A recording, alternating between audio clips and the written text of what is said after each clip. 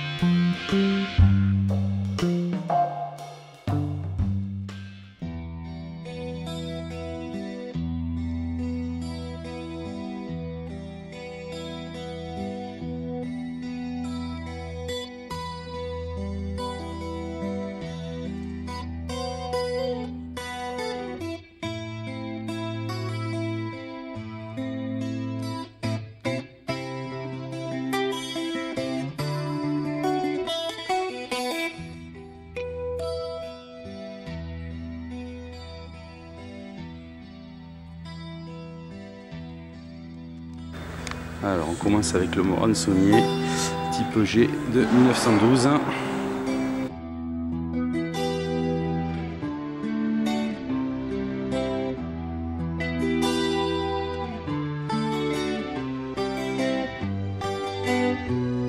Au-dessus de nous on a le Farman HF20, pareil de 1912.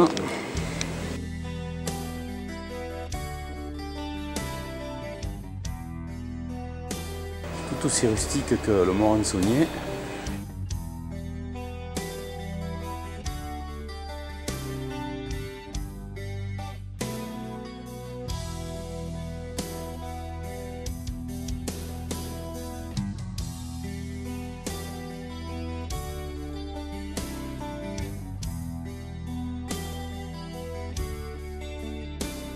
Alors là, on retrouve en vue aérienne le Blériot 11, celui-même qui a fait de Blériot le héros qu'on connaît avec la traversée de la Manche en 1909.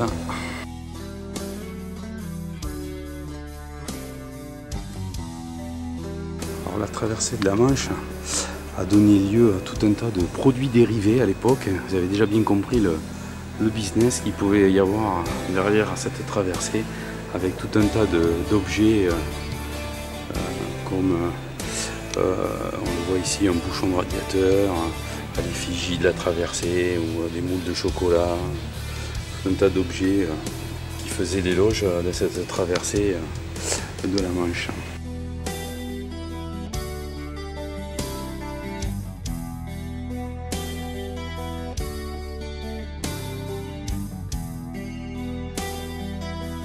Alors une hélice propulsive. Alors là c'est vraiment l'engin de la mort. Là, t'as le terraci, le cul dans le vide. C'est un fauteuil en osier avec les pieds qui pendent, le palonnier. Et là c'est l'avant de l'avion, ça fout les jetons. On voit le Newport 2 construit en 1920.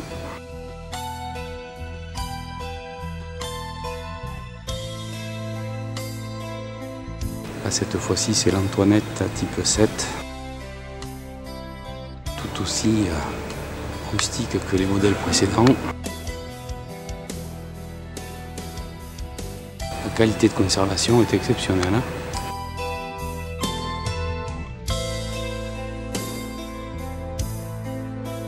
Voilà, maintenant on a un voisin 1B qui avait commandé Farman. Et d'ailleurs on voit sur son plutôt pas l'empennage mais la dérive, on voit la mention effectivement l'établissement voisin avec Henri Farman, le numéro 1 bis qui correspond au modèle de cet appareil. Maintenant c'est la demoiselle de Santos Dumont, brésilienne de son état, qui lui aussi s'est essayé à la conception et au pilotage d'aéronefs plus lourds que l'air.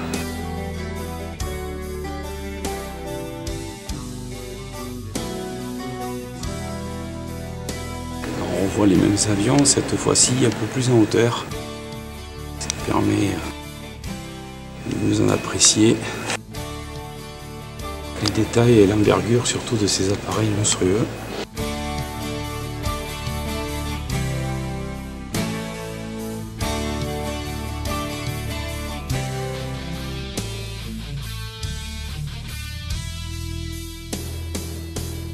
Voilà, on a un avion REP type K de 1913.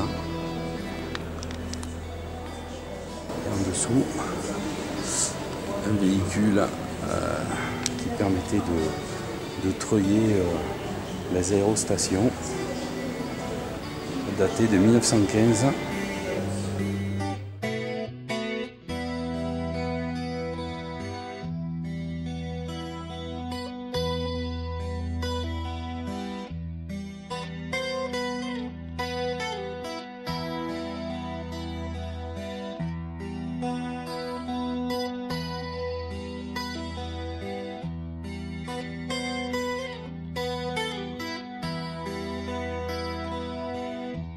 On passe à autre chose puisque là en fait on accède au bombardier de la Première Guerre mondiale. Donc là on a l'avant de l'appareil avec un empennage à l'avant, un biplan. À l'arrière on avait un double empennage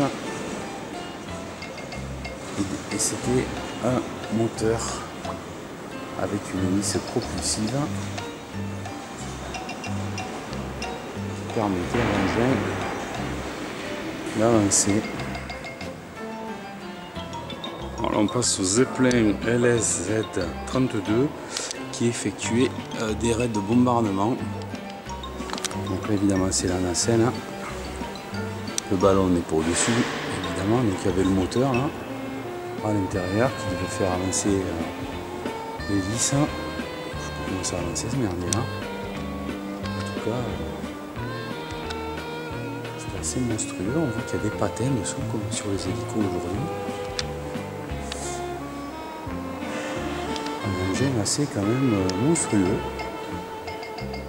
C'est une nacelle arrière d'un dirigeable LZ-113.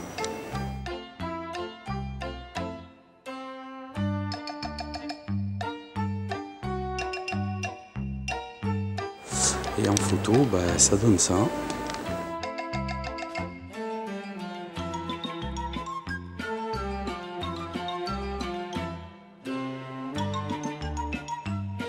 Alors on a 1915, un Caudron G4, donc un joli bimoteur, plutôt bien conservé.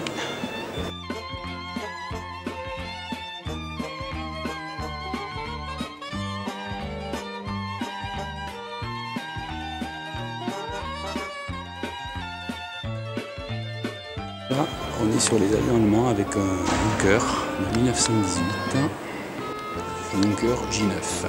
Et au-dessus, là-bas, on a un Fokker 7.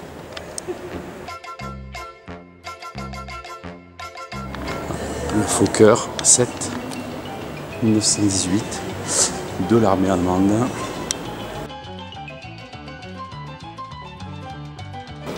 bel engin. On voit l'évolution quand même à la fin de la Première Guerre mondiale des avions par rapport au début. Malheureusement, conflit armé qui a suscité bien des vocations pour faire évoluer l'aviation.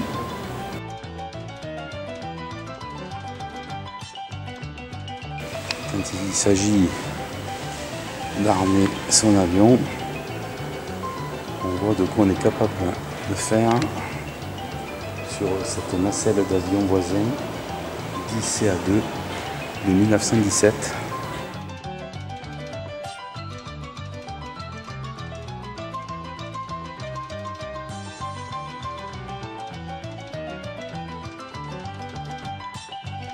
Donc là on voit l'empennage arrière de Breguet 14, version combat 1918.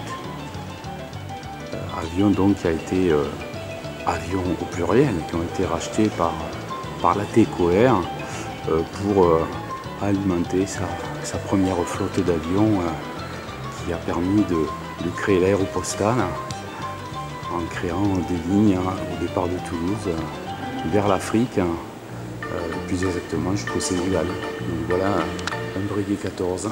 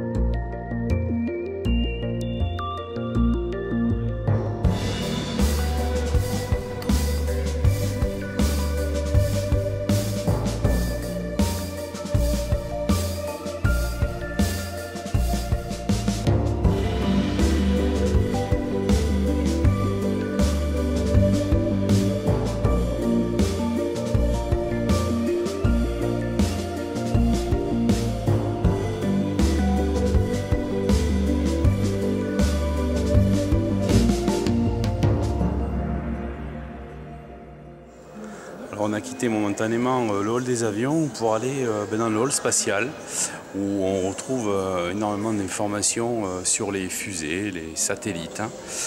C'est plutôt bien fait, assez intéressant. Donc voici un petit tour d'horizon de ce que l'on peut trouver dans ce hall spatial du musée de l'air et de l'espace.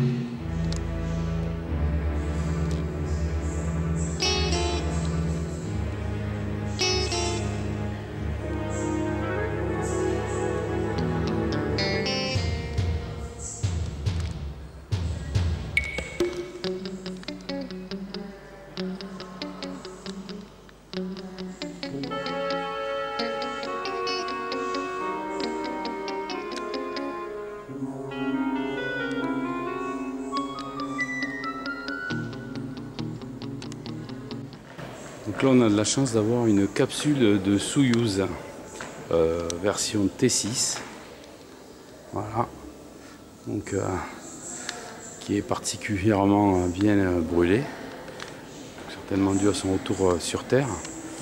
Et il y a un petit bubelot sur le côté. On va essayer de filmer un petit peu l'intérieur comme ça. C'est assez spartiate, hein.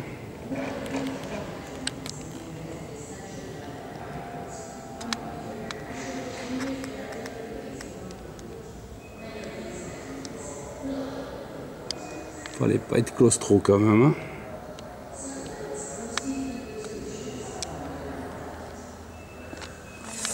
Voilà, ça fait quelque chose de voir ça quand même. Alors ici il y a énormément de choses liées évidemment à l'aérospatial européen, mais beaucoup soviétique. Côté américain, il n'y a pas grand chose, pour pas dire qu'il n'y a rien du tout. Donc on sent que réellement ça a été limité. Ah, là il y a un autre hublot, regardez, on va voir les commandes de bord, de vol. Voilà, du Soyouz.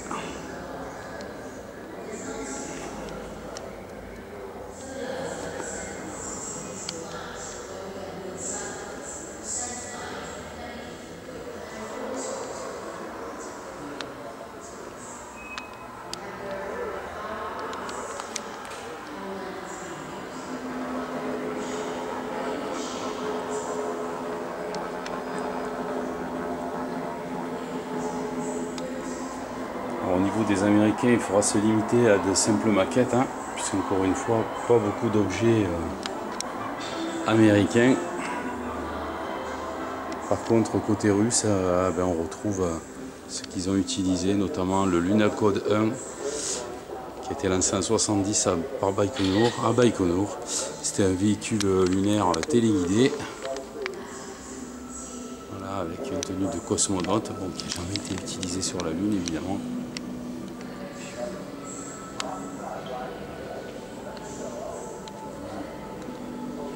Le Luna 9, qui a été lancé en 66.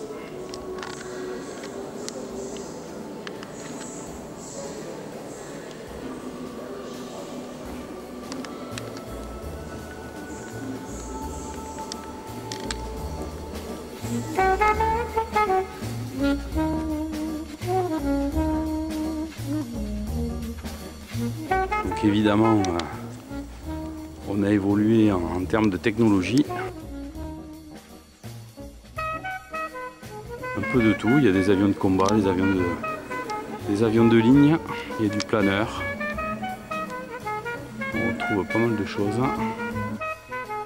Et ce qui est intéressant, effectivement, c'est qu'ils mettent des passerelles, donc ça permet de profiter des avions en les voyant pour certains par-dessus.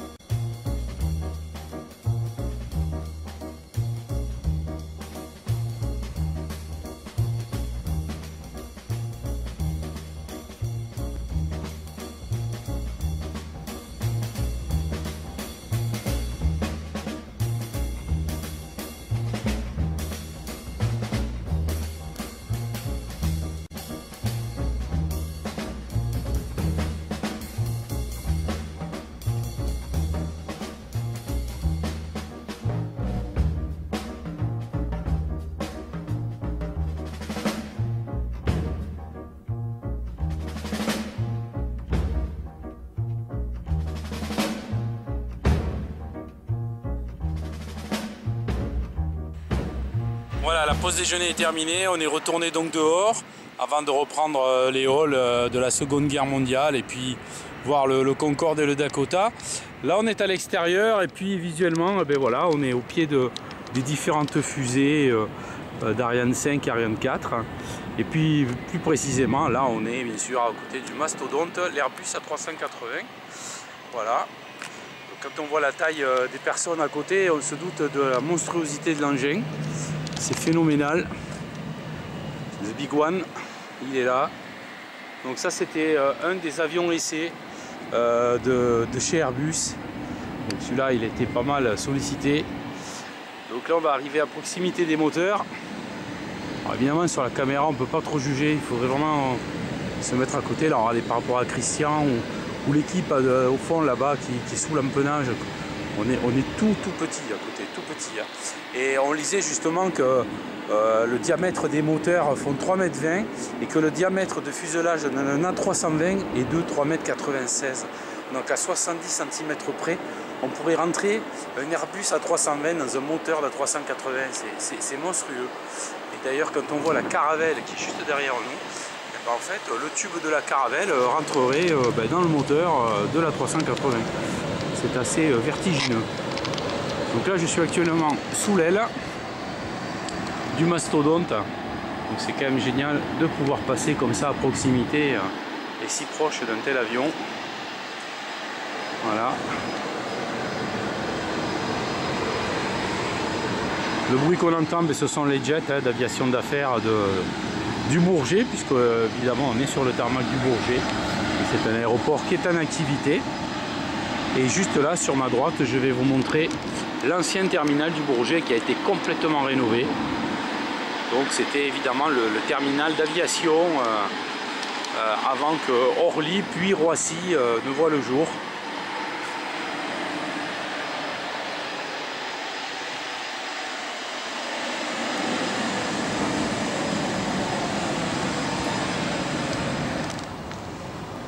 Allez, nous voilà au pied du 747 d'Air France. Hein. On s'apprête à monter dedans.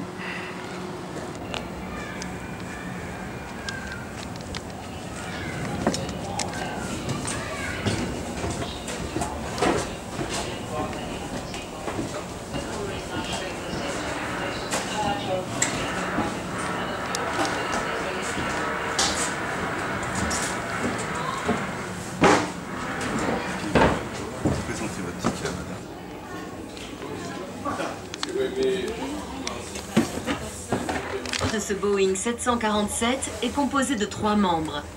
Le commandant de bord à gauche, l'officier pilote de ligne à droite et l'officier mécanicien navigant à l'arrière. Les avions de ligne actuels sont le plus souvent pilotés à 2, le poste officier mécanicien navigant ayant disparu.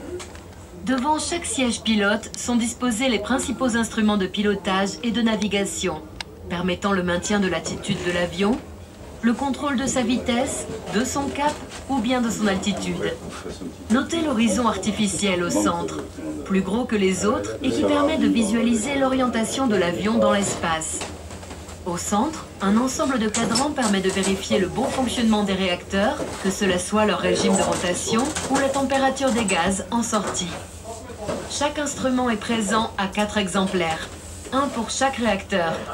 Sur un appareil à équipage à 3 personnes, une partie de la surveillance des moteurs est effectuée par l'officier mécanicien navigant. Dans les appareils de la génération actuelle, la plupart des cadrans ont été remplacés par des écrans digitaux regroupant les informations pour l'équipage. Entre les 2 pilotes, sur le panneau central, se trouvent les commandes des 4 réacteurs, mais aussi des dispositifs dits hypersustentateurs, dispositifs mobiles situés sur les ailes et qui ne fonctionnent principalement qu'à l'atterrissage et au décollage. À l'arrière de ce panneau sont disposés les sélecteurs des fréquences radio pour la communication avec les différents contrôleurs aériens et l'utilisation des moyens de radionavigation. Sur le tableau situé au-dessus des instruments moteurs se trouvent les boutons de commande du pilote automatique, gérant le cap, la vitesse et l'altitude, ainsi que des sélecteurs radio de part et d'autre. Le panneau supérieur comprend tout un ensemble de commandes, notamment des différents feux de navigation, des extincteurs, du dégivrage ou bien encore des essuie-glaces. La gestion des systèmes hydrauliques, électriques et pneumatiques de l'avion est effectuée par l'officier mécanicien navigant. Sur les appareils de la génération actuelle, la gestion de ces systèmes s'effectue sur le panneau supérieur. Les nombreux boutons situés à l'arrière de ce panneau sont des fusibles. Les postes de pilotage ont fortement évolué au cours de l'histoire de l'aviation. Celui de ce Boeing 747-100 est un témoin d'un avion de ligne ayant fait son premier vol au début des années 70. Bon vol sur ce Boeing 747. On va regarder au-dessus de nous. Cet endroit-là, comme une sorte de sortie dans l'avion, c'est tout simplement ce qu'on appelle une sortie de sextant. Un sextant périscopique, c'est un appareil de navigation aux étoiles, un petit peu comme on peut le voir sur les bateaux, comme on le voyait sur les bateaux, mais cette fois-ci adapté à l'aviation. Alors ça a servi pendant les années 20, les années 30, 40, 50, 60. Mais encore à la fin des années 60, on a prévu pour cet avion, en cas de problème, de pouvoir utiliser ce sextant. Toujours dans cet étage, vous avez ici le salon de repos pour les passagers de la première classe, et qui, suivant les types de Boeing 747, va être équipé aussi pour des sièges passagers. Bon, imaginez-vous un petit peu pouvant prendre un petit peu d'espace, de repos et pouvoir marcher à bord de ce salon de première classe. Et nous allons descendre maintenant au niveau principal, sur le pont principal, pour reprendre le vocabulaire d'un bateau.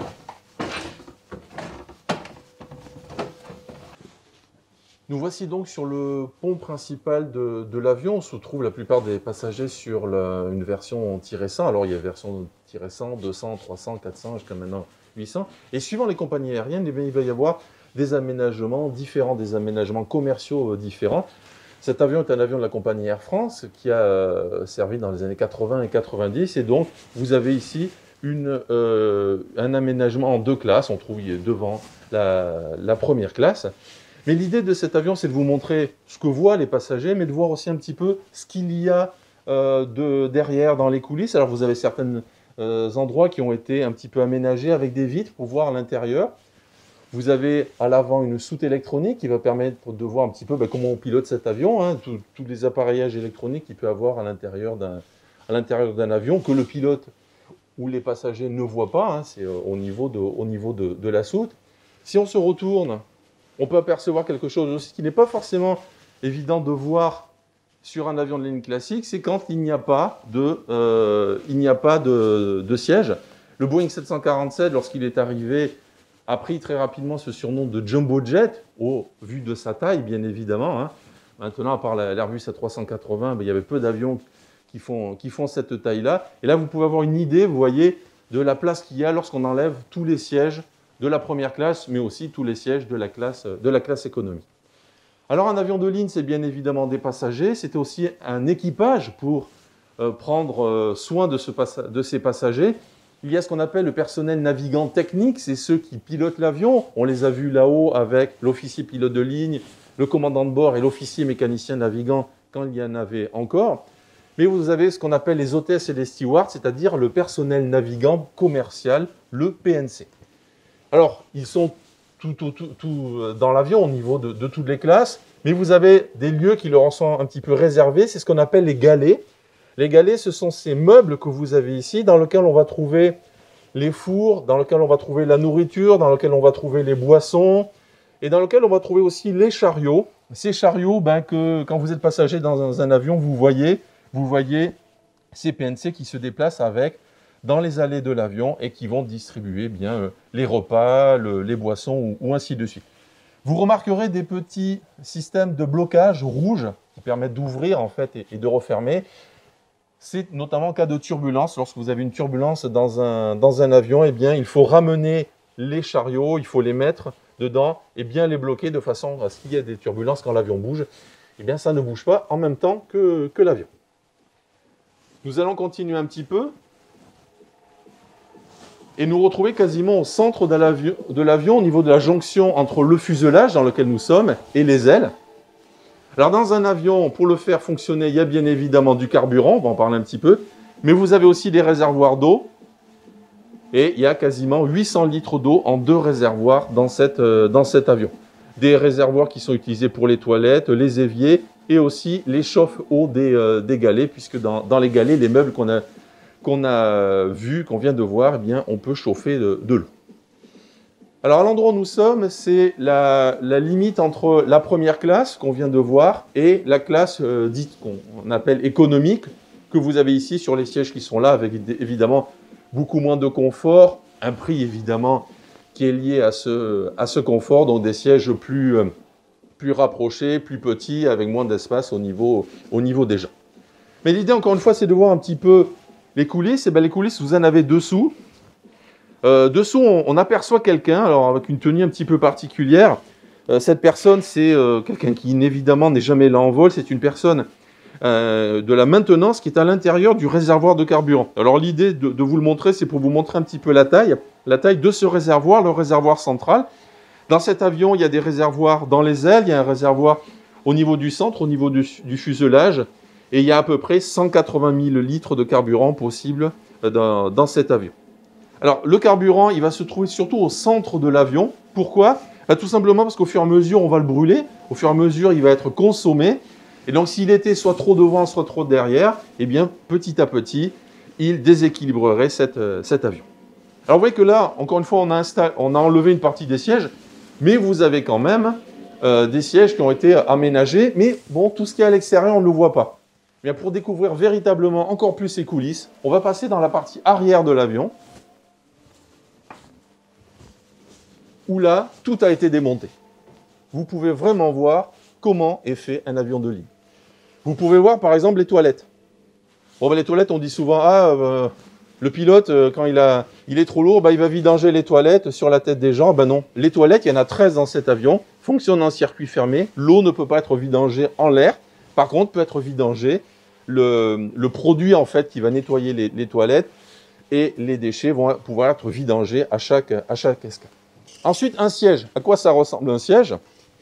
Eh bien, vous avez ici tout un ensemble de sièges qui ont été au fur et à mesure démontés pour vraiment voir la structure. Alors, parfois, des gens disent « Oh là là, mais c'est que ça, un siège d'avion, là, c'est pas du tout résistant, ça va se casser très rapidement. » Non, vous inquiétez pas. Il y a des tests pour évaluer la résistance de ces sièges, et c'est très, très, très résistant.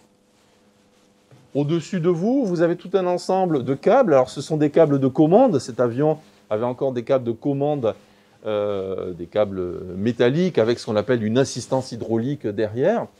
Vous avez des tuyauteries plutôt marron, c'est des tuyauteries d'air. Alors, l'air dans un avion de ligne, il est pris sur les réacteurs. Pas à l'arrière du réacteur, évidemment, mais à l'avant, dans ce qu'on appelle les compresseurs. Lorsque l'air rentre et commence à être comprimé, il va chauffer. Et on va prendre une partie de cet air et on va l'amener pour le mettre à l'intérieur de l'avion pour les passagers. Parce qu'évidemment, à 12 000 mètres d'altitude, il fait moins 60 degrés dehors et il n'y a pas assez d'air pour respirer. Donc, il va falloir le récupérer quelque part et ça sera dans les réacteurs. Voilà. Continuons encore un petit peu pour aller cette fois-ci dessous, dans la soute. Alors là, vous voyez aussi que ça a été aménagé, hein. C'est un escalier qui, bien évidemment, n'existe pas dans l'avion.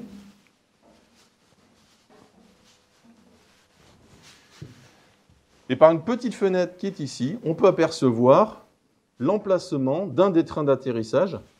Alors, il y a 18 roues sur cet avion qui sont réparties avec 2 de devant sur ce qu'on appelle le train avant et 4 x 4 roues sur les trains principaux. Et donc là, c'est un de ces logements de train. Alors comme ça paraît grand.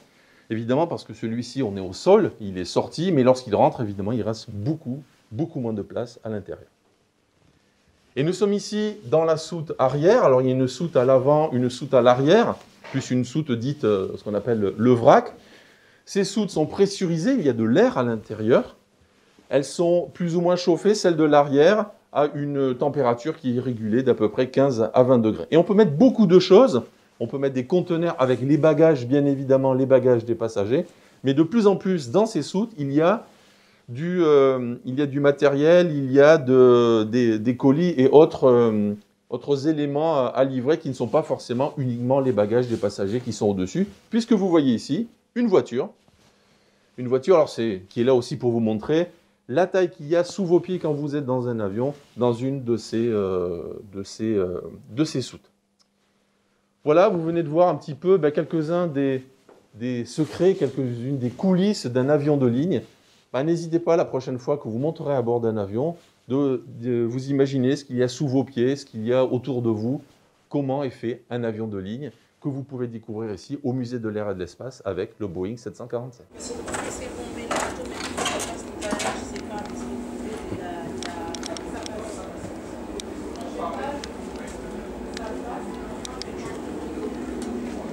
Jean-Luc, viens voir, il y a l'hôtesse.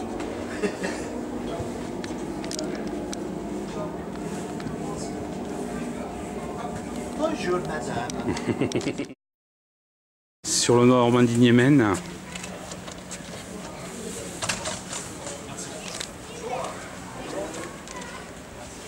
Bonjour à tous, bienvenue au Musée de l'air et de l'espace pour cette découverte des éléments incontournables des collections du musée.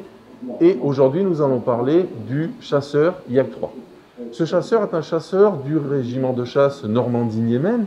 Cet escadron, groupe de chasse, régiment de chasse, a été créé pendant la Seconde Guerre mondiale.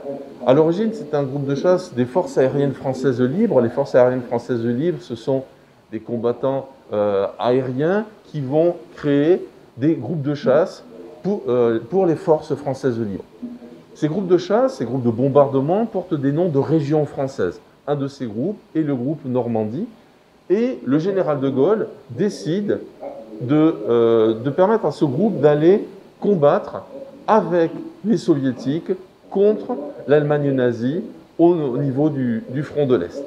Donc ces pilotes, ces aviateurs vont partir sous les ordres de l'Union soviétique, combattre avec les soviétiques sur le front de l'Est.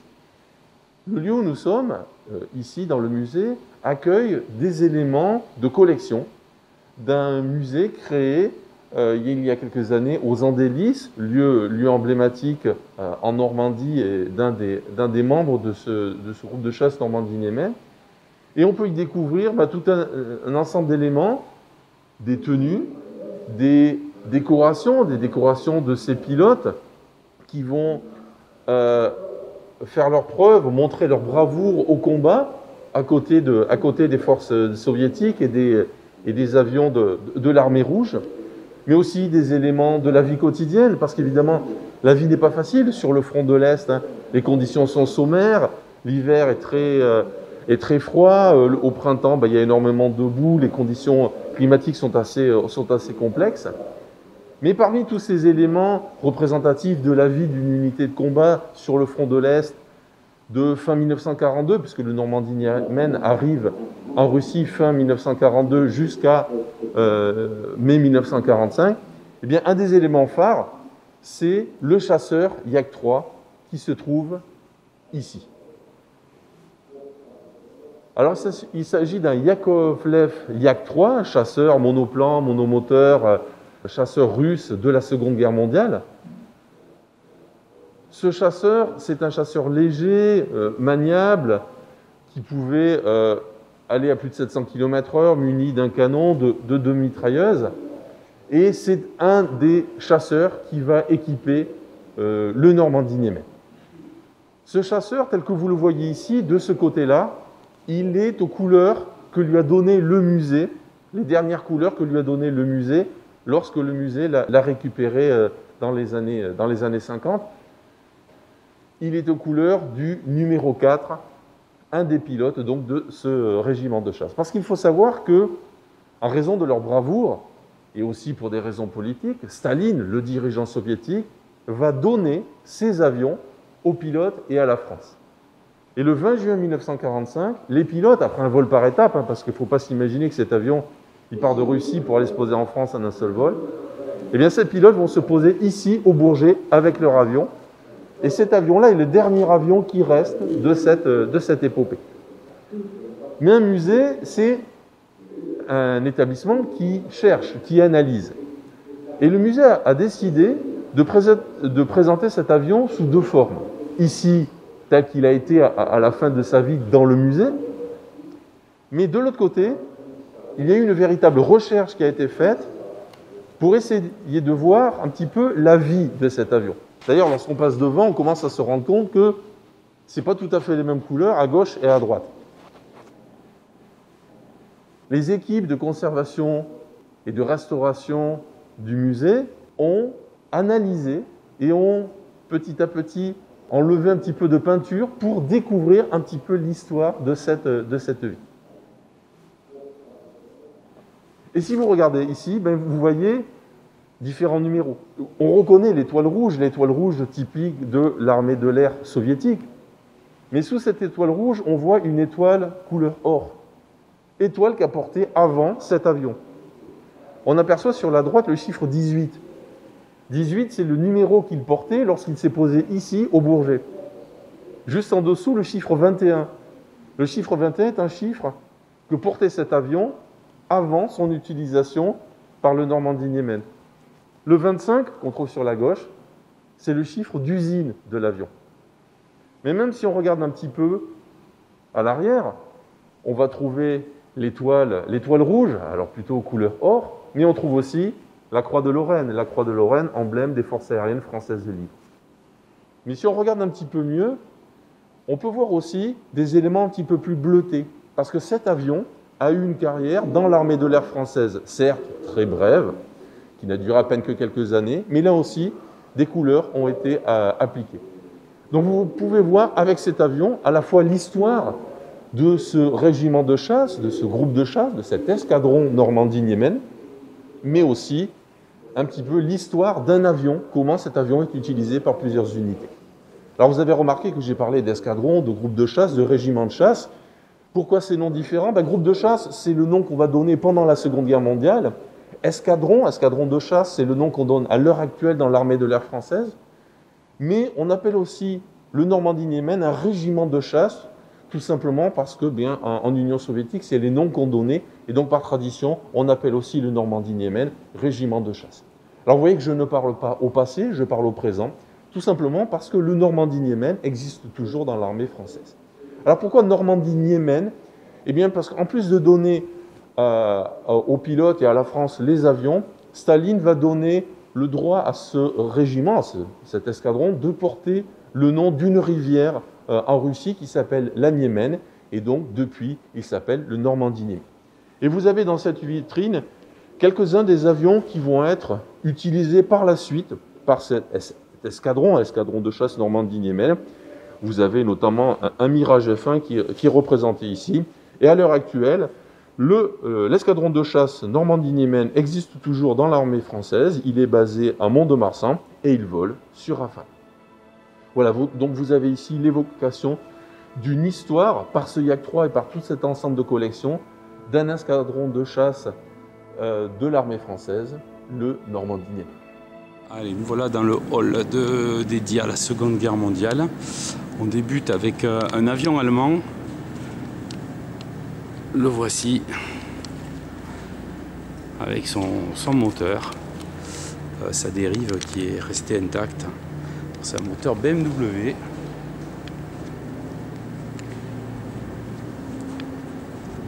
On va en prendre plein les yeux avec tous ces beaux avions. Donc là c'est un Focke-Wulf 190.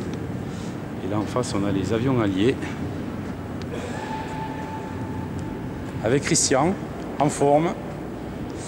Là, on a un Dewotin 520.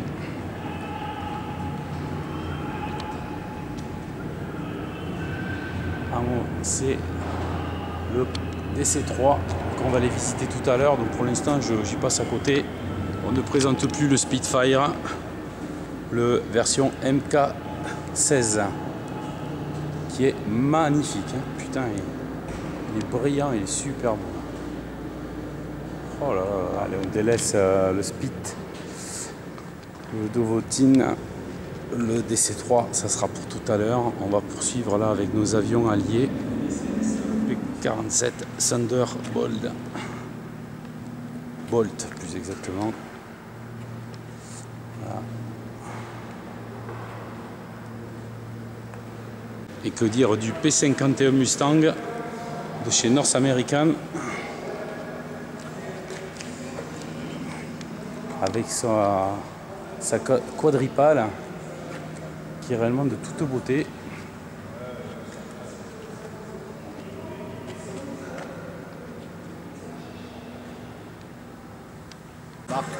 Que font des simmers quand ils vont au musée du Bourget? Ils font de la simulation aérienne avec le Douglas C-47. Sur FSX. Sur FSX. On voit un équivalent. Ah, je pense. À mon avis, il est quand même bien stabilisé. Là. Oui, mais t'as la moitié des trucs qui manquent, t'as pas de flap, t'as rien. Ah bah oui, c'est pas fait. C'est assez rudimentaire. Non, mais ils ont dû faire. Et à côté, le superbe Skyraider qui est dans un état impeccable avec ses ailes repliées. C'est un avion qui était bien sûr embarqué sur les porte-avions, d'où cette rétractation des ailes. Superbe hélice, quadripale. C'est un avion qui a été remis aux couleurs d'une escadrille française car il avait participé à la guerre d'Algérie.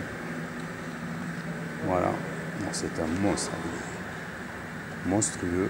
C'est un avion qu'on a la chance à Vignonnet de connaître puisqu'il y a un privé qui en possède un qui à l'occasion le fait voler sur le terrain d'Avignon. Donc c'est bon à savoir pour les amateurs de vieilles machines. Superbe Skyraider. On ne se lasse pas de regarder. Au premier plan du Skyraider, en fait, quelque chose qui on fait un peu moins rêver, mais bon, c'est comme ça. C'est l'histoire, c'est les fusées volantes V1 nazies. On en a ici un exemplaire, voilà, 1944. Ce qui permet de la position de voir ce hall dédié aux avions de la Seconde Guerre mondiale. Allez, on va avoir la chance d'aller monter à l'intérieur du DC3. C'est assez exceptionnel.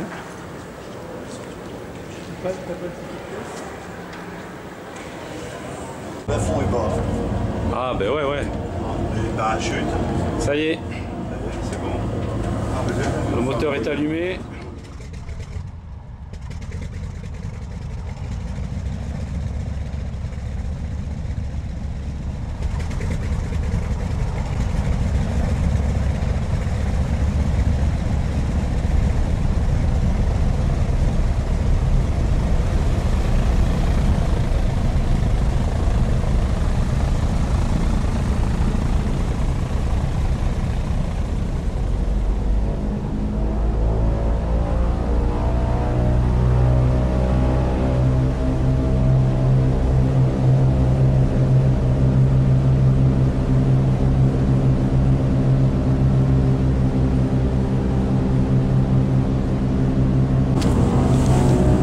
Ça y est, quoi, ça ronronne.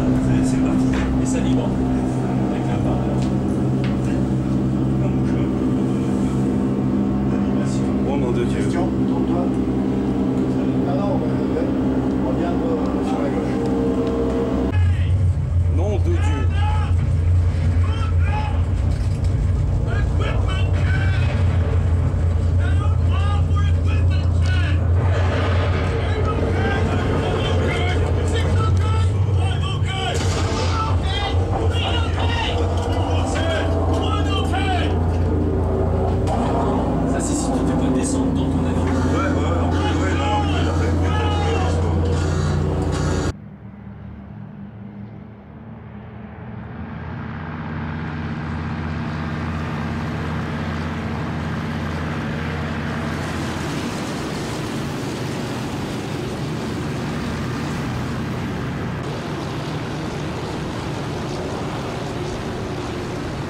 Tenez-vous prêts, nous approchons de la zone de dropage. Je répète, nous approchons de la zone de dropage.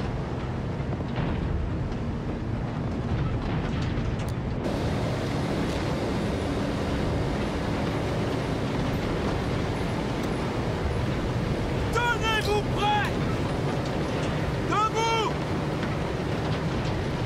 Accrochez. Vérification équipement.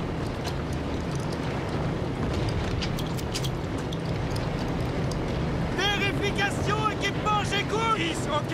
9 OK. 8 OK. 7 OK. 6 OK. 5 OK. 4 OK. 3 OK. 2 OK. 1 OK.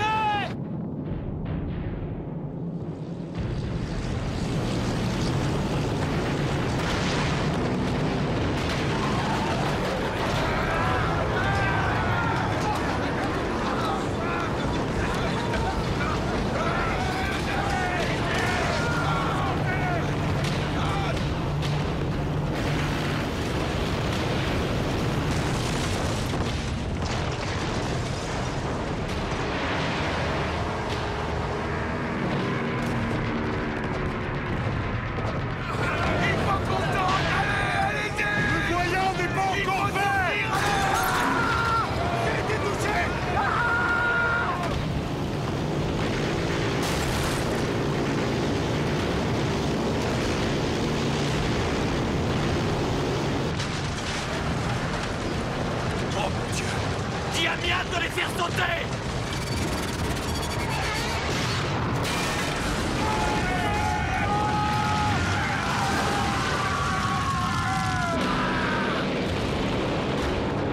Progresse à 12 heures. On n'a plus de batteur gauche.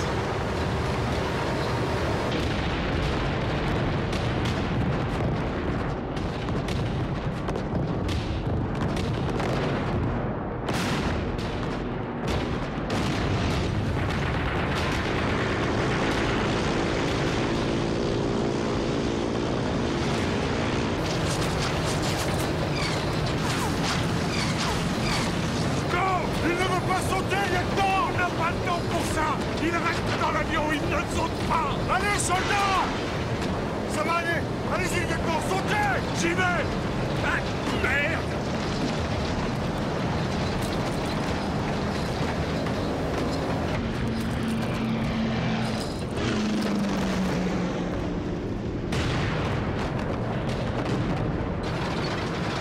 Où est cette foutue DZ? Peut-être encore 3 minutes si on continue à cette allure. Si l'avion continue à descendre, on n'aura plus besoin de parachute. Ralentis! Faut qu'on prenne de l'altitude. On va trop vite pour qu'il puisse sauter maintenant. On y est? Oh, merde. Oh non. Ah. On saute!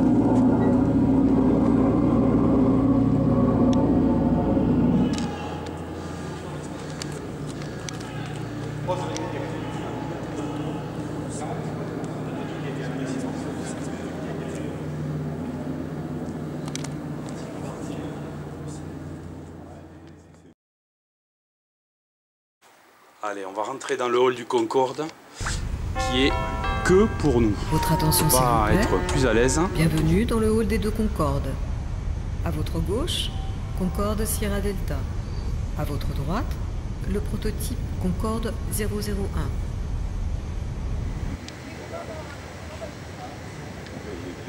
Superbe.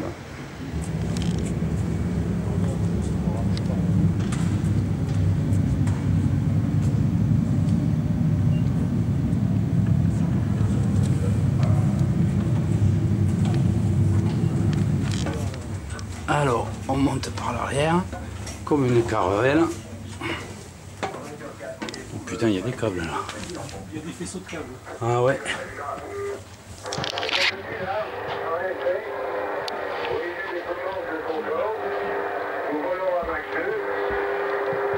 Monsieur le Président, vous êtes l'un des rares privilégiés non spécialistes à être monté à bord de Concorde. Pourriez-vous nous décrire ce qui vous entoure? Vous savez ce qui m'entoure, c'est les ordinateurs par plan, à gauche, à droite, devant, derrière. Et il y a juste un ou deux vidéos qu'on a bien voulu dégager pour permettre d'apercevoir l'horizon. Mais je suis dans un laboratoire. Ça me rappelle l'atmosphère à bord du Redoutable. Je sais pas si vous avez visité les sous-marins. Ah ouais, une fois, ouais, il y en a un. non, moi, j'ai vu. C'est un peu angoissant. c'est encore pire qu'un Concorde. Pas trop trop.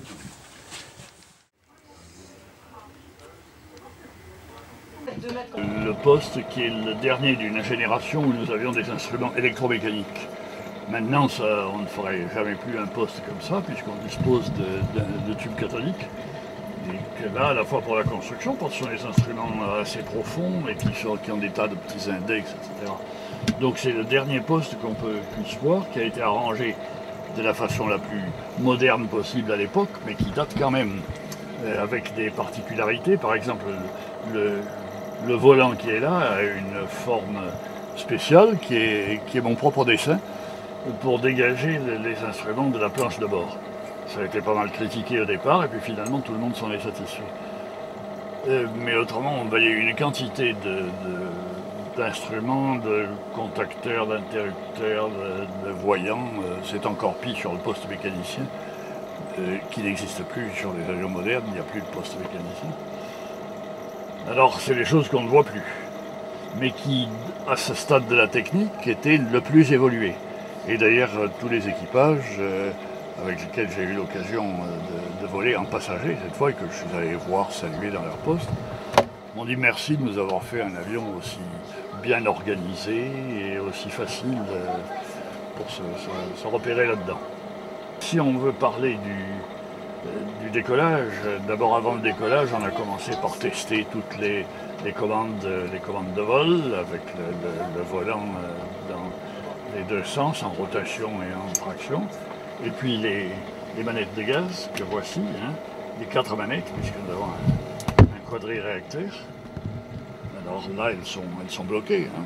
Je ne peux pas vous simuler la mise de gaz complète en basculant entièrement les manettes vers l'avant. Et ça s'allume automatiquement en même temps ce que nous appelons les réchauffes, c'est-à-dire le supplément de poussée utilisé pour le décollage et pour l'accélération transsonique. Puis on les coupe après le décollage et l'accélération. Bien, on met les pleins gaz depuis l'arrêt sans frein. Sur d'autres avions, on met des gaz sur frein et puis on lance les moteurs quand on lâche les freins. Là, depuis l'arrêt, manette plein gaz et l'avion accélère, les réchauffes s'allument et puis il accélère. Sur cet avion, on se sent poussé par le dossier. Alors on suit tous ces instruments, au milieu sur les instruments moteurs, hein, qui permettent de suivre la grimpée en puissance du moteur. Là on a les positions, un indicateur spécial qu'on ne trouve pas sur d'autres avions, de position des gouvernes. Voilà, et puis on voit grimper tout ça s'organiser. Et le décollage survient au bout de 30 à 35 secondes, en ayant parcouru 2000 mètres. Voilà, alors c'est dans ce poste tel que vous le voyez maintenant, qui a subi des modifications pour passer à l'avion de série, mais c'est dans ce poste-là, et cet avion-là, que le 2 mars 1969, pour la première fois, nous avons lancé la machine. Non pas mis les gaz pour la première fois, parce qu'il y a d'abord, avant le premier vol, des essais moteurs, sur point fixe.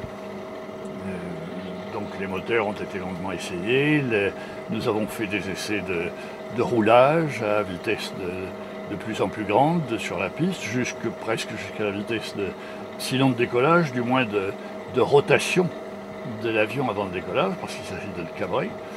Voilà, et puis tous les systèmes ont été testés, retestés, et nous savons quelles sont les faiblesses des systèmes. Et c'est ce qui va se passer à la mise en route du premier vol. On a commencé avec mon camarade Michel Rétif, mécanicien, assis à la place où vous êtes, là, à mettre en route le premier moteur. Là. Et après la mise en route du premier moteur, on a une alarme vibration du moteur. Alors, nous faisons ces essais de moteur depuis assez de temps et nous avons eu de nombreuses alarmes, vibrations, mais fausses. Néanmoins, comme on a gardé l'alarme, mon principe c'est que ou bien on supprime l'alarme si on estime qu'elle n'est pas nécessaire, ou bien si on la garde, on la respecte. Donc, alarme vibration moteur, je coupe le moteur. Nous sommes en électronique analogique encore, donc il faut remplacer un amplificateur. Alors on fait appel à un gars de la piste, comme nous disons, donc des gens qui préparent l'avion, pour remplacer l'amplificateur. Alors ils entrent et ils sont tout tremblants parce qu'il faut voir l'environnement dans lequel nous sommes. Le toit de l'aérogare, les environs, c'est plein de 600 journalistes, télévision et autres qui attendent impatiemment le vol. Alors les gars arrivent tout tremblants. On leur a dit, là j'ai gagné mon vol en leur disant, les gars soyez tranquilles, nous ne sommes pas pressés. Il n'y a rien d'urgent sinon de bien faire le travail. Donc prenez votre temps et faites ça correctement. Ça n'a pas duré d'ailleurs longtemps, mais ils ont été calmés, ils ont fait le remplacement. Là. Et après ça, ils sont descendus et remis en route du moteur, et nous avons remis en route les 4 moteurs. Mais il y avait encore une alarme sur un système de conditionnement. Conditionnement de la cabine du poste, et le même conditionnement refroidit aussi l'électronique, c'est ce dont nous devons tenir compte. Bien, il y a déjà eu des pannes, mais celle-là je l'accepte, parce qu'il y a 3 systèmes de conditionnement à l'époque, donc même s'ils tombent fréquemment en panne, on dit bien, là nous partons décollons avec 2, et puis s'il y a encore une panne en vol, il en restera 1. Et ça devrait suffire pour ventiler suffisamment l'électronique, même si nous devons transpirer un peu. Alors vous voyez, c'est la distinction entre les impasses techniques qu'on refuse, il faut réparer, ou celles qu'on admet d'un point de vue logique. Alors nous sommes partis donc avec cette panne existante et acceptée. Alors donc on rejoint la piste, on met les pleins gaz, pendant que l'avion d'accompagnement, un petit avion à réaction, un météore, lui piloté par un camarade, vient se mettre en place pour accélérer, pour nous prendre au vol, à l'envol, et suivre l'avion de l'extérieur et nous renseigner sur tout ce qui peut se passer vu de l'extérieur. En fait, comme personnellement, ma doctrine n'est de ne rien changer, même pas de rentrer le train pendant un premier vol. On fait un premier vol où on ne change rien à l'avion, on se contente de montrer qu'il vole. Donc il n'aura pas grand-chose à voir, sinon de nous dire, et ça sera sa première réflexion, il me dit « tu peux pas savoir ce que c'est beau ». Alors ça nous réconforte, mais nous faisons tranquillement notre grand tour de piste, puisque c'est le programme de notre vol, donc pour satisfaire tous les spectateurs et téléspectateurs, et après ça, évacuer au fond le terrain de tout ce monde-là et pouvoir travailler tranquillement. Donc là on est entre les deux. Alors là on va passer d'un Concorde à un autre. Là théoriquement c'est le Concorde Air France version passager. Je vous laisse voir la taille microscopique des hublots. Allez on y va, welcome on board. La partie équipement mécanicien, elle est vachement moins développée dans cet appareil-là. Mesdames, Messieurs, je suis française. Nous allons voler à vitesse subsonique et maintenir une altitude de 8500 mètres. Ensuite, après l'évolution de notre vitesse sur le mach-mètre. Ladies and gentlemen, we shall be flying at subsonic speed at an altitude of 28,000 feet until we reach the French coast. We will then accelerate up to supersonic speed and break the sound barrier. La taille des hublots est toute petite. We will continue climbing until we reach 60,000 feet. You can follow our speed on the map meter. Et on sort par la porte arrière. Et voilà, avec la voilure arrière de Concorde.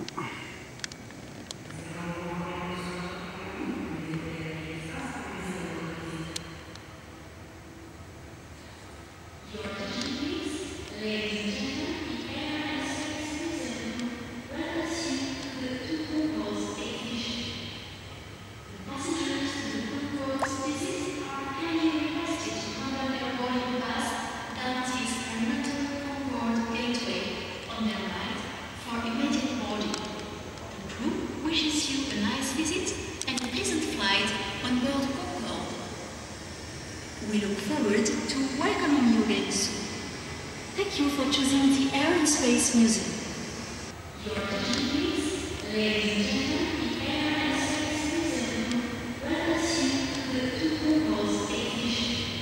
Navigation sur poste suisse à 260 km maximum. C'est 0 vitesse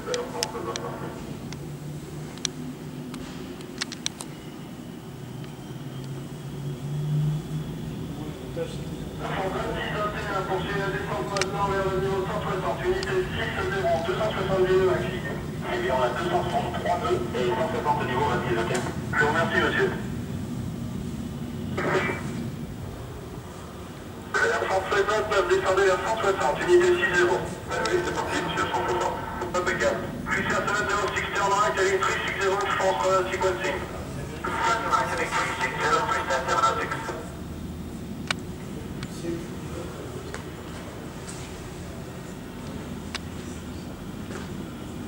Ah ouais, je pense plutôt Colombier, il va faire des contacts 692. 5692, contact Tego 12482, right. La maquette transparente est un avion de combat moderne construit par la société des avions Marcel Dassault, Breguet Aviation. Il vole à plus de 2300 km/h et peut dépasser l'altitude de 18 000 mètres. Son moteur est un turboréacteur Snecmar Attar 9K50 de 7200 kg de poussée. C'est l'industrie française qui a conçu et réalisé tous les éléments de cet avion, depuis l'armement et les missiles, jusqu'à ses installations électroniques et ses divers équipements de bord. Le Mirage F1 présenté ici est la version de défense aérienne entrée en service dans l'armée de l'air française au début de 1974. Voici la pointe avant avec le radar qui permet de repérer l'adversaire par tous les temps et à grande distance. Il donne au pilote dans son viseur des informations qui lui permettent de rejoindre l'adversaire en bonne position pour l'identifier et tirer si nécessaire.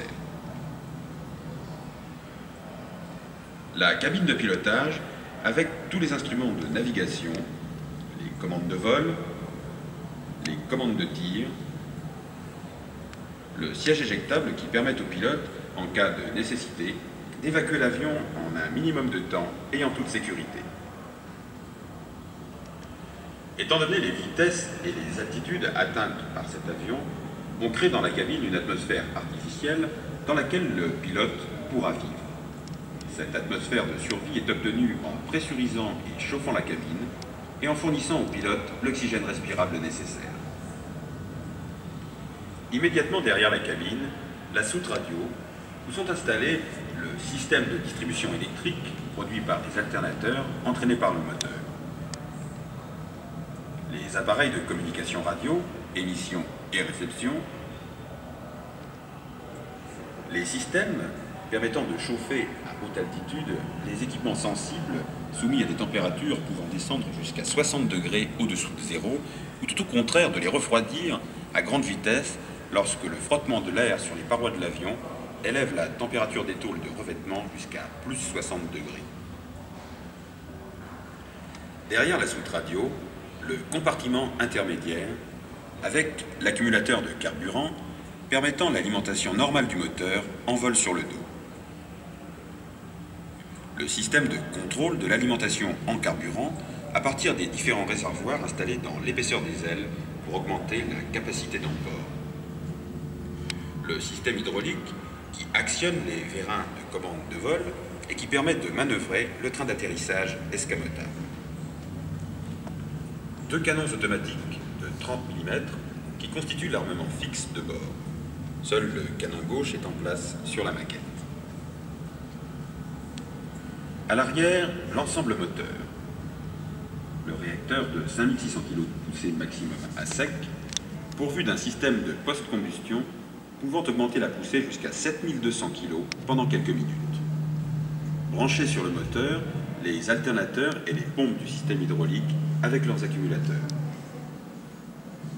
Sous les ailes, le train d'atterrissage rétractable à l'intérieur de l'avion. Dans les ailes, la dérive, le plan fixe, on aperçoit les vérins de gouverne de vol ainsi que les antennes radio. Ainsi, cette maquette fait apparaître le nombre considérable d'équipements à bord d'un avion.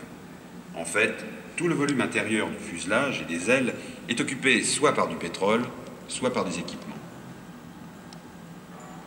Il est facile de comprendre que pour un avion moderne, la qualité de ses équipements est aussi importante que celle du moteur ou de la selle.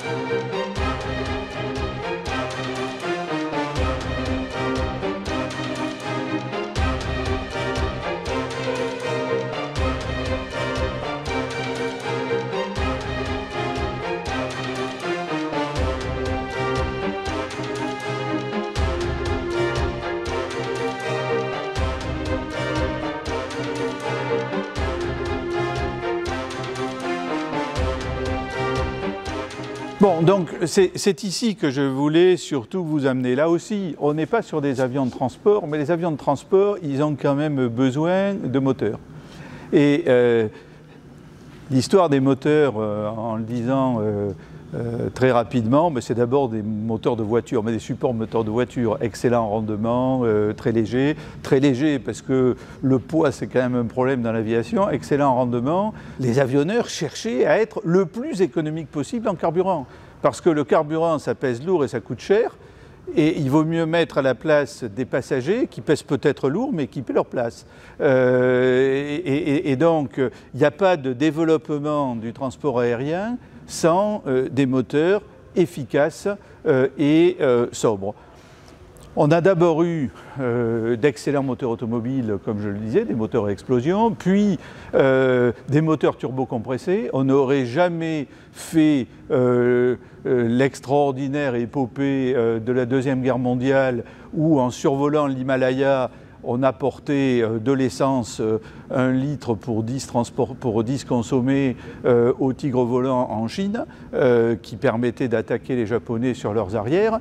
Survoler l'Himalaya avec les avions de cette époque, c'était un sacré exploit. Il fallait des moteurs turbocompressés. Mais on reste dans des choses qui ressemblent un peu à l'automobile. Et puis en parallèle, les Anglais, Whittle, puis les Allemands par ailleurs, avaient travaillé sur les moteurs à réaction. Les Allemands ont mis au point le premier moteur à réaction opérationnel, en le disant vite, parce qu'ils devaient avoir vraiment très peu de minutes d'autonomie de vol. Ils pouvaient décoller, monter très vite, à condition de partir de dessous le groupe de bombardiers qui voulaient attaquer. Et puis, il faisait du combat extrêmement rapide et il descendait en planée. Bon, petit à petit, il y a eu des progrès et c'est au lendemain de la guerre qu'on a commencé à avoir là des moteurs à réaction beaucoup plus efficaces. Et ça a été le début d'une épopée technique mais aussi humaine. Je suppose que vous avez tous vu le film magnifique L'étoffe des héros, dans lequel on voit à la fois l'épopée du mur du son et l'exploit de Chuck Yeager qui a franchi le mur du son pour la première fois, et puis l'épopée spatiale et le début de l'épopée spatiale. Et il y a une continuité entre ces épopées. Mais c'est une époque où on ne savait pas modéliser, ou tout au moins on ne savait pas bien modéliser. D'autre part, les capacités de calcul étaient très faibles, on n'avait pas encore d'ordinateur, donc tout se faisait avec des tables de valeurs numériques, des règles à calcul, des choses comme ça, et donc il était tout à fait impossible de faire de la simulation avec des moyens de calcul comme ça. Du coup, la seule façon de simuler, c'était d'avoir un pilote qui allait faire un profil de mission bien déterminé et qui devait s'y tenir absolument. Et puis on faisait les mesures qu'on pouvait et on en déduisait un certain nombre de renseignements sur l'avion, sur son moteur, etc. Et puis ces pilotes d'essai, ils devaient aussi faire des essais aux limites. Et quand on va aux limites du domaine de vol pour pouvoir dire aux futurs pilotes normaux ce qu'il ne faut pas dépasser, pour le savoir, il faut dépasser un peu justement ces limites du domaine de vol. Mais il faut quand même savoir se récupérer et s'en tirer. Et c'était ça aussi le métier du pilote d'essai. Malheureusement, comme ça, il en mourait beaucoup. Dans mon souvenir, c'est de l'ordre d'1 sur 3 sur cette époque. Donc, toute cette époque, en gros des années 50, un peu avant, un peu après, a été une épopée humaine autant que technique. Alors, grâce au film L'étoffe des héros, on la connaît mieux aux USA. Mais on a eu la même chose chez nous avec un certain nombre de grands pilotes, en particulier André Turca. André Turca qui est connu pour avoir été le pilote d'essai du Concorde, mais qui a aussi été le pilote d'essai d'un avion assez extraordinaire, à statoréacteur, qu'on va voir ici. Donc, si on regarde ce qu'on a autour de nous, on a déjà des avions comme celui-là, qui a quand même une forme étonnante, qui n'a pas un réacteur tout à fait classique. On a des avions aussi comme celui-là, on a l'impression qu'il y a un énorme tube à l'intérieur. Tous ces avions-là sont des avions à stateur-réacteur. Le stateur-réacteur, en gros, c'est un système très simple où il n'y a pas de pièces tournantes comme dans les réacteurs actuels. Il faut que l'avion aille suffisamment vite.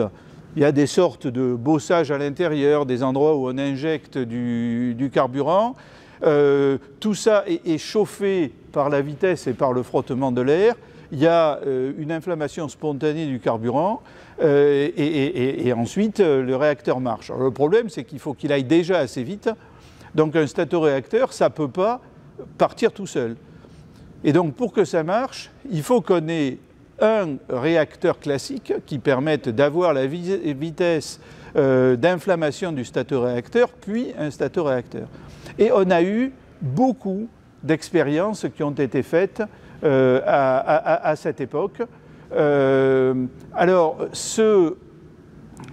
cet avion, le Griffon, a été piloté par le même André Turca, qui a eu un record de vitesse. En fait, c'était des records de distance en 1 heure, c'était la façon de compter la vitesse, qui a duré très très longtemps. Mais plus personne n'a fait ça, parce que ces avions sont très difficiles à maîtriser. Aujourd'hui, on utilise des stateur-réacteurs pour des missiles. Et en fait, il a chevauché un missile dans des conditions vraiment très très étonnantes.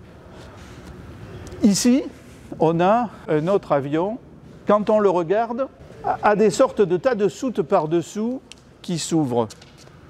C'est un avion à décollage vertical. Alors, il n'était pas d'une extraordinaire efficacité parce qu'il lui fallait un réacteur horizontal pour lui permettre de se déplacer en vol, et puis il lui fallait des réacteurs verticaux pour être capable de décoller. Bon, on n'a pas continué. Il n'y a que les Anglais qui ont continué avec le Harrier. Et encore, tant qu'il n'y a pas eu de commande de vol un peu informatisée, le Harrier était très dangereux parce que la transition entre le vol horizontal et le vol vertical était très très difficile. Mais ils sont les seuls à avoir mis au point un avion à décollage vertical réellement opérationnel. Mais on a eu aussi toutes ces expériences avec le Balzac. Et quand on va voler à Melun, on a encore un endroit qualifié d'air Balzac, qui est une sorte de surface de béton dont a priori on se demande à quoi ça sert. Mais ça servait à éviter de faire brûler l'asphalte quand on faisait décoller ce truc-là. Donc il y avait une zone de béton. Et chaque fois qu'on va faire ces essais moteurs sur les airs Balzac, il y a quelque chose qui se passe quand même. Je voulais vous montrer cet objet bizarre. L'ATAR volant, c'était un réacteur. Et au-dessus, on avait mis un poste de pilotage. Et quand même, vous imaginez que chevaucher un réacteur comme ça pour essayer de faire du décollage vertical, c'était une sacrée affaire. En particulier, on avait sacrément intérêt à ce qu'il reste vertical. Et arriver à garder son équilibre sur un objet comme celui-là, c'était assez fantastique. Alors quand on regarde les films, il avait des sortes d'échafaudages autour, il était brêlé de tous les côtés pour essayer de ne pas tomber. Bon, évidemment, ça ne s'est pas bien terminé. Ça ne s'est pas bien terminé, mais les ingénieurs d'époque, ils n'étaient pas plus idiots que nous. Donc, en voyant ça, ils devaient se dire que ça serait impossible à mettre en place. Et pourtant, ils ont essayé.